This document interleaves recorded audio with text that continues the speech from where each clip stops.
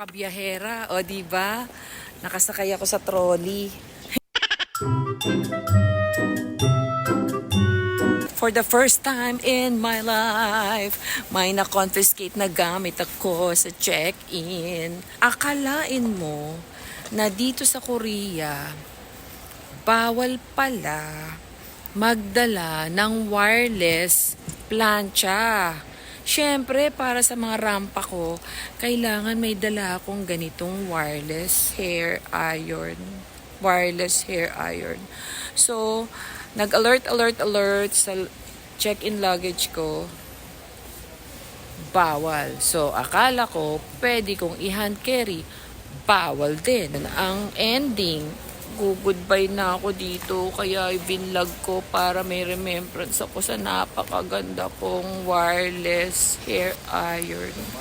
Okay, so para hindi man nyo masayang ang inyong investment sa inyong hair iron, wag nang dalin sa Korea.